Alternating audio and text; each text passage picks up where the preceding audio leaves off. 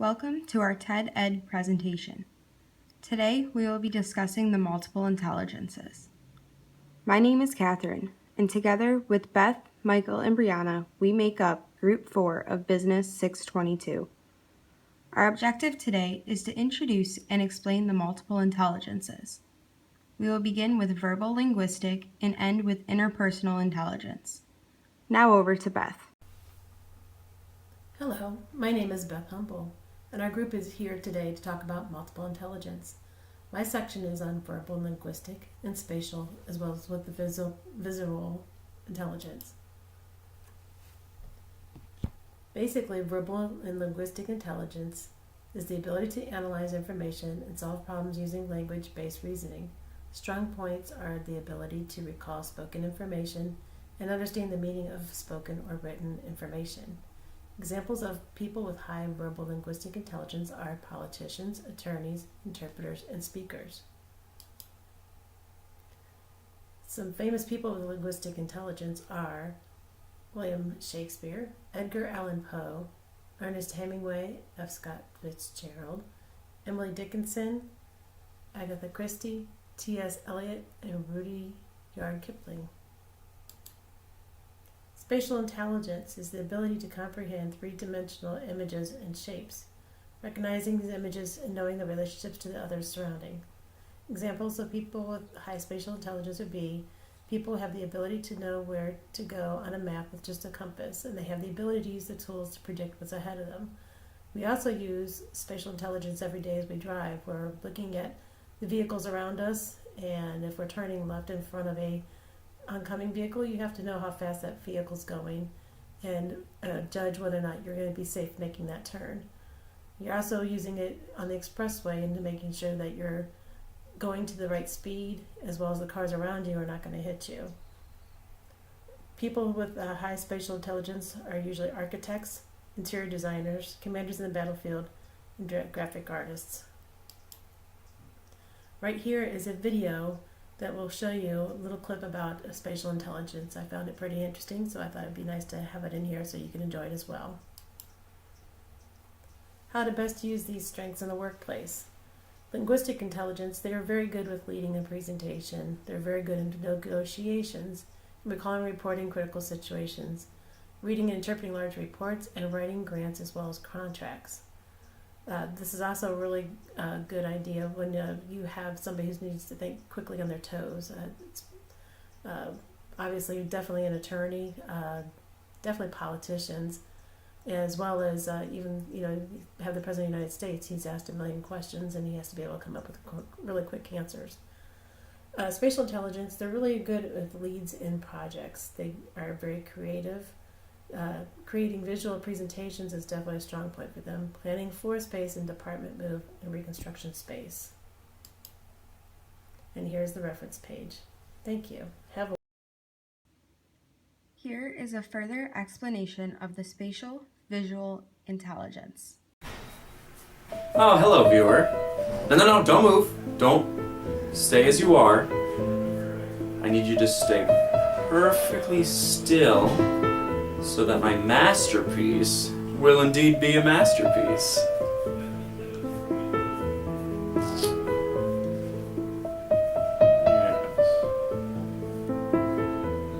Oh, alright, I'll talk while I draw, but don't move, okay?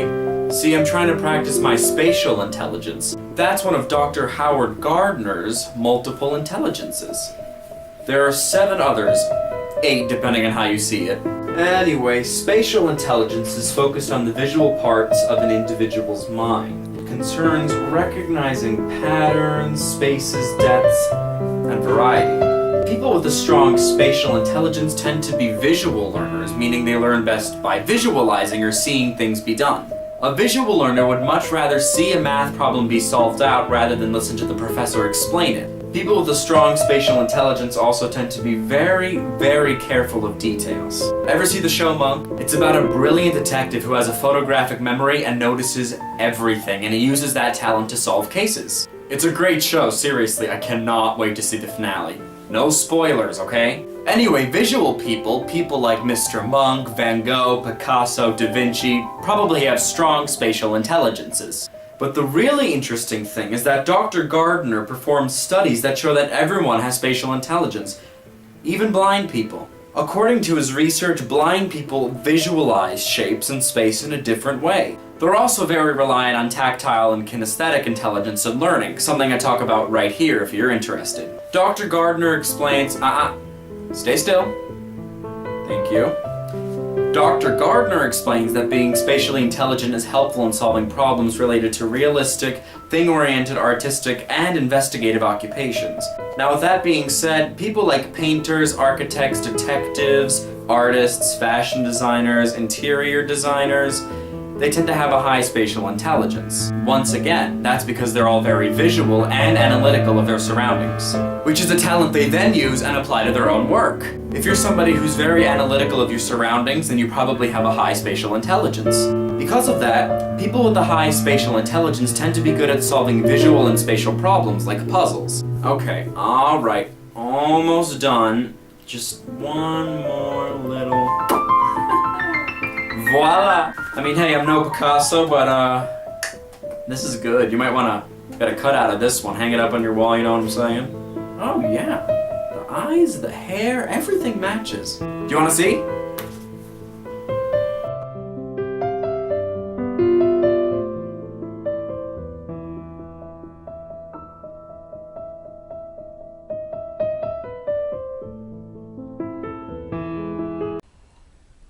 The next intelligence that we're going to discuss is musical intelligence. Musical intelligence is defined as the intelligence and the ability to produce and appreciate rhythm, tone, pitch, and timbre. People with these strengths often become performers, musicians, work in advertising, work with TV, movies, and radio, or may become acoustic engineers. Some of the special skills that one might see with these individuals is they understand the sounds that are going on around them. They think with a natural rhythm. They naturally understand music and how it affects people. For these reasons, they work very good in advertising, because they can understand what emotions occur by hearing different music. They can write jingles in advertising that'll stick in somebody's mind. Also, during movies, they know exactly what music to play in the background during a fight scene or during a drama. When working with somebody with musical intelligence, it's good to talk in a rhythmic tone at about 60 beats per minute. Also, playing light music in the background will help the person retain what you're teaching them.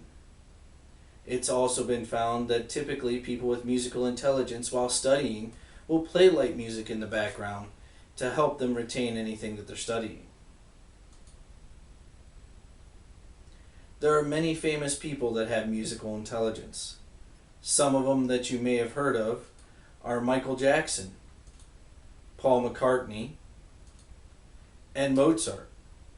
All of these people had an innate ability to create music with less effort than it would take you or I.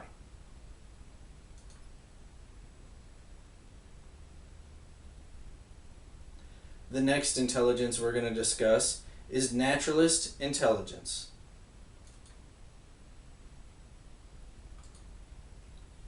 Naturalist intelligence is defined as the intelligence and the ability to recognize, categorize plants, animals, and other objects in nature. Ironically, this intelligence wasn't one of the original 8. It started to be discussed and talked about and discovered in approximately 1994. It was officially added as one of the intelligences in 1999 in Howard Gardner's book, Intelligence Reframed.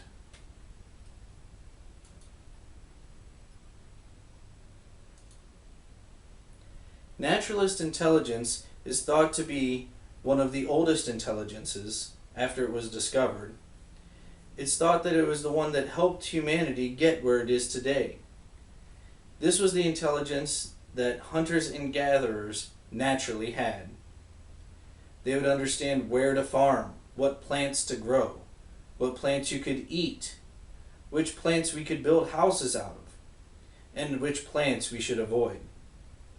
The hunters would naturally understand which animals they should hunt, and they also understood where they should hunt them at and what they should be listening for while doing these hunts. Some careers that somebody with a natural intelligence may be found in is a botanist, a geologist, a biologist, a paleontologist, or even survival guides. Some of the special skills that these people may have, or you see them having, is the ability to sense the environment around them. This would be the person that says they may have aches or pains when they notice a storm front coming in. They have a natural barometer that tells them when the air pressure changes. Or they can naturally sense the increase in humidity in the air. They also notice things around them in the environment. This could be game trail that somebody may not notice, so they could see where a deer has ran through a field and other people would not. This is the person that notices the bird off to the side before anybody else does while on a hike. They also have an ability to easily categorize by attribute or characteristic animals and plants. They have a systematic memory, and they have a natural hierarchical reasoning. This gives them the ability to build species trees very easily. They can tell which species are the parent species and which species are the children species. They have a natural ability to understand how everything links together. Some of the famous people that we may have heard of that have naturalist intelligence are people such as Charles Darwin, with one of his famous quotes as, "It's not one of the strongest of the species that survives, nor the most intelligent, but the one most responsive to change." E.O. Wilson, the Lord of the Ants, is another famous person that has naturalist intelligence. And we have all heard of the adventures of Jacques Cousteau. And no one can forget the crocodile hunter, Steve Irwin.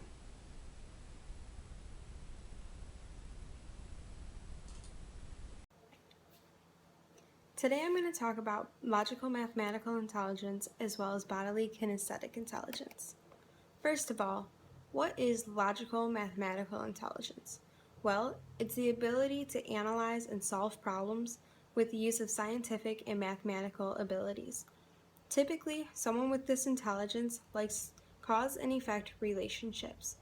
They also like step-by-step problem solving, mathematical calculation, scientific conclusion through the use of inductive or deductive, as well as the ability to detect patterns.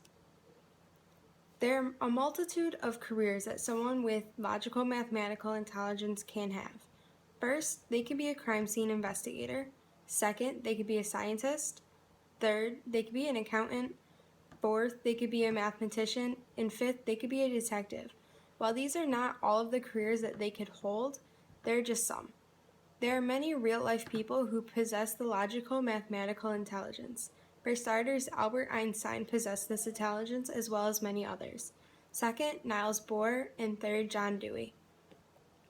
There are many strengths that come along with this intelligence. First, there's the ability to find patterns in unlikely situations. Second, there's always a logical answer or explanation. Third, problem solving. People with this intelligence love to problem solve. Fourth, they have the ability to easily use math. There's a multitude of ways that this intelligence can be used throughout the workplace. First, you can find problems or patterns in an employee's attendance. I know in my organization, attendance is a huge issue, so we could highlight this intelligence and ask them to find out what the pattern is, if there's specific days that an employee is missing, or if there's specific reasons, and then we can then work with that employee to try and overcome the situation. Second, people with this intelligence always have an explanation of why things happen. Therefore, in the workplace, they can find reasons as to why a specific employee is not coming to work, why we're always short on a product, or something along those lines. People with this intelligence also like to quantify objects or tasks. They like to Next, someone with the logical mathematical intelligence likes to prioritize assignments. This is helpful when there's a lot to do on a specific day or week.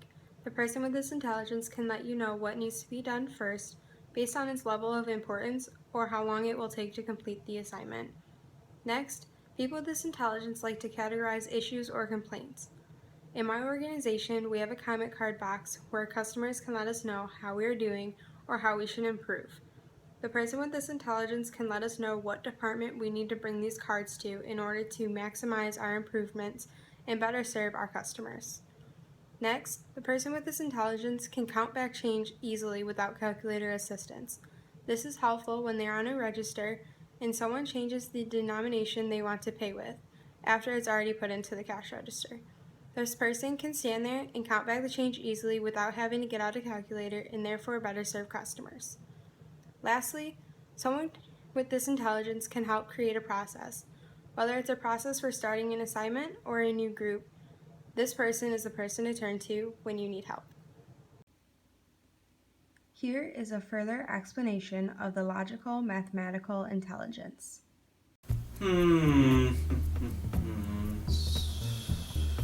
Largest living bird. Ostrich. O-S-T-R-I-C-H.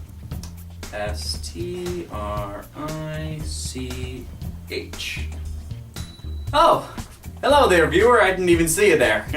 I was just working on a crossword. Well, while you're here, why don't we have a little chat? If you do remember Dr. Gardner, then I'm sure you also remember his 8 or 9, depending how you look at it, multiple intelligences. Now, before Gardner introduced his theory of multiple intelligences, educators were mostly concerned with their students excelling in 2 areas: logical analyzation of problems or solutions, and the ability to understand and interpret language and writing. Gardner would eventually call these 2 intelligences logical mathematical and linguistic intelligence, respectively. These 2 theories were the theories that were most worked in schools before Gardner proposed his theory. Today we're going to focus on logical mathematical intelligence. Logical mathematical intelligence, in Gardner's words, entails the ability to detect patterns, reason deductively, and think logically. In other words, it is the intelligence concerning an individual's ability to analyze problems, recognize patterns, and solve complex equations. As the name implies, this type of intelligence is used mainly in areas like math or science, which require more logic. For example, solving complex differentiation equations in calculus or calculating the rate of a cell's metabolic activity in biology would be examples of using your logical mathematical intelligence. Individuals with a strong logical mathematical intelligence tend to excel in areas that require multi-step thinking or solving complex equations, such as areas in science or mathematics. However, logical mathematical intelligence doesn't only apply to math and science. People with a strong logical mathematical intelligence tend to be really good at activities or games that require logical thinking, such as chess or Sudoku, crossword puzzles, or even jigsaw puzzles.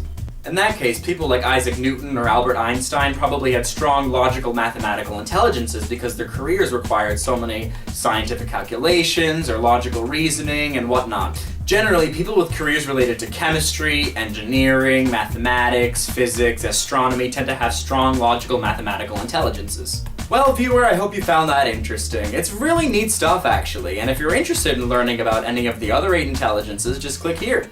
Or here. Or here. Or here. Now, if you wouldn't mind, I have to train my own logical mathematical intelligence. Let's see. 7-letter word for noticeable, not easily hidden. Simple. Starts with an O.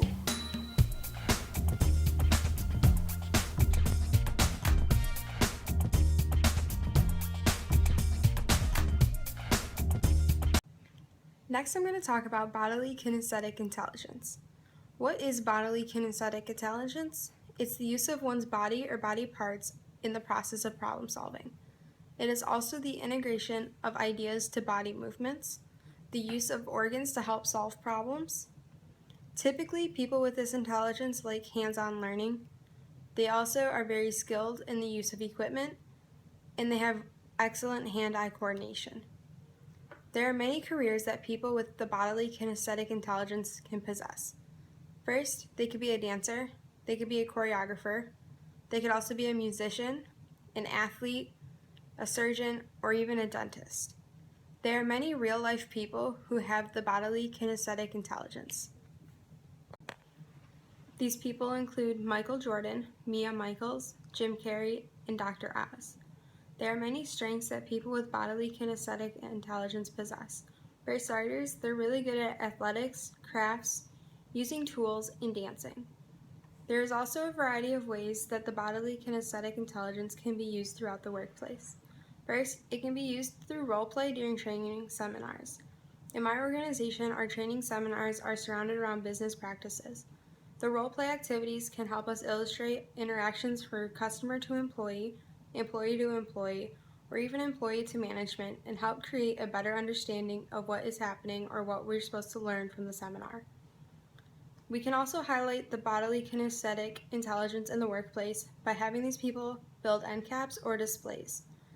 They also value hands-on experience, which can come through the first days of training, having them shadow a more experienced employee.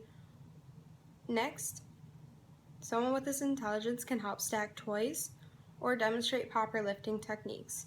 In my organization, we have a lifting technique for our safety, so someone with the bodily kinesthetic intelligence can help demonstrate this to help them have a better understanding of how the technique should be performed.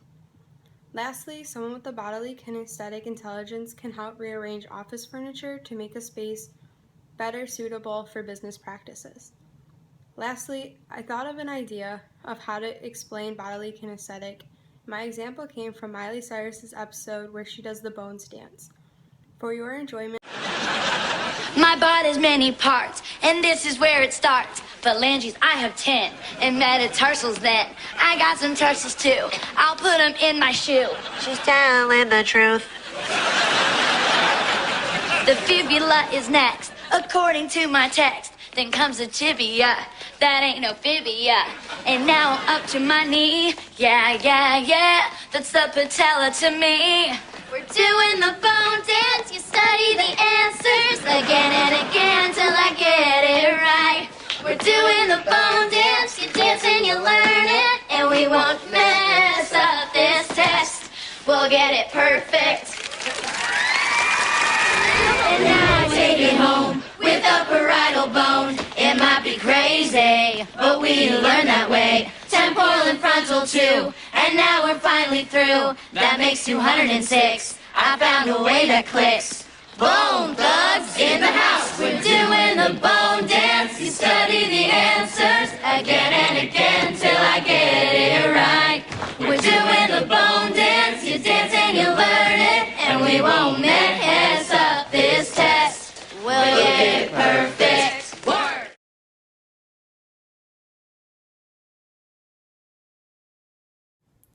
Intrapersonal intelligence, or self-intelligence, is an understanding of one's own feelings, emotions, motivators, inspirations, and anxieties, and to be able to use this knowledge to interact with others, communicate effectively with others based on what you know about yourself.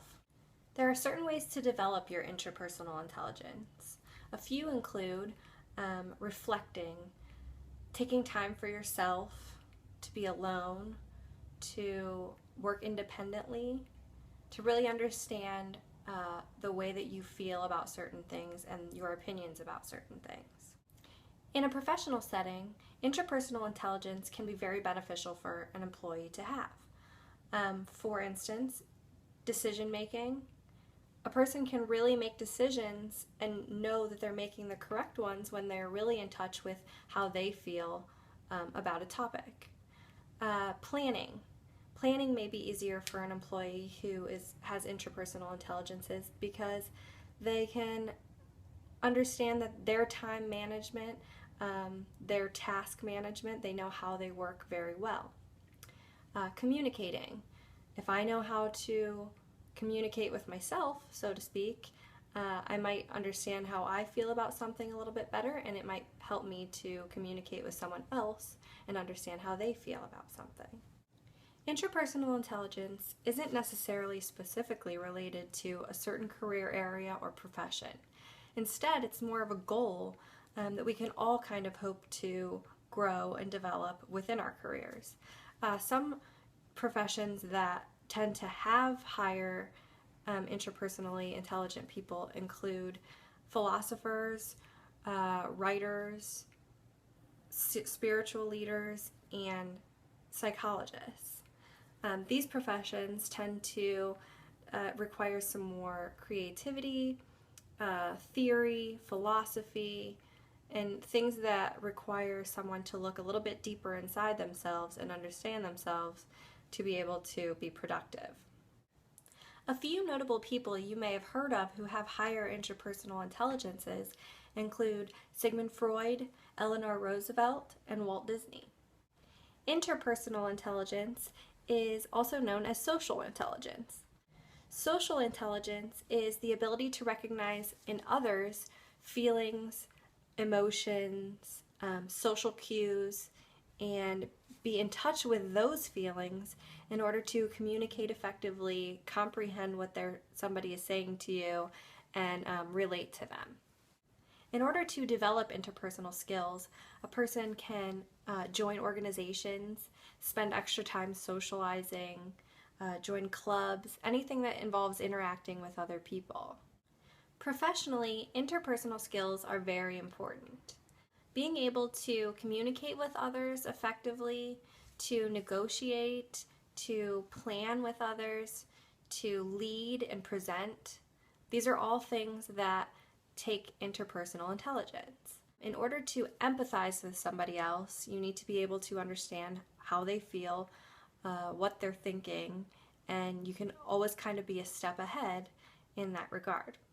Some related professions that require extra interpersonal skills include teachers, actors, politicians, and salespeople.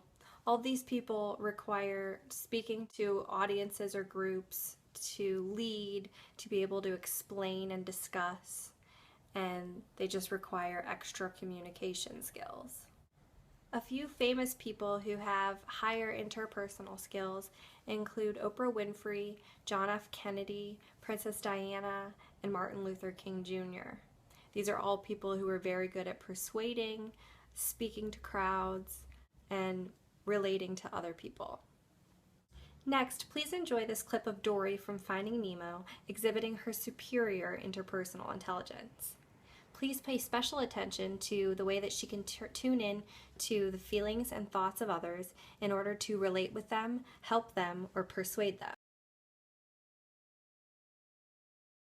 There. No, he's gone. It's all right. He's gone. It'll be okay. No, they took him away. I have to find the book. Pick me!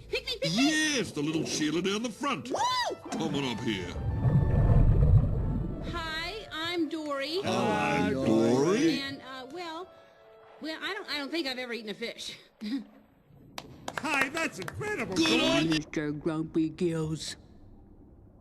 When life gets you down, you know what you gotta do? I don't want to know what you got to do. Just keep swimming, just keep swimming, just keep swimming, swimming. What do? We swim, swim. What's the matter? What's the matter? While they're doing their silly little impressions, I am miles from home with a fish that can't even remember her own name. Boy, I bet that's frustrating. Yeah. Meanwhile, my son is out there. Your son Chico? Nemo. Right, got it. But it doesn't matter, because no fish in this entire ocean is going to help me. Well, I'm helping you. Find your exit buddy! Do you have your exit buddy? Yes! Okay, Squirt here will... We need Dory. to What are you doing? What are you doing? doing? Are you sure you speak whale? Can you? Have you seen an orange fish swim by? It looks just like him, but bigger. Yeah, I saw him, Bluey, but I'm not telling you where he went, and there's no way you're gonna make me. Mine. All right, I'll talk! He went to the fishing grounds! To conclude, there are a variety of 8 intelligences. Each intelligence can provide a different strength in the workplace and therefore can help in a variety of activities. Thank you for joining us today and giving us your attention.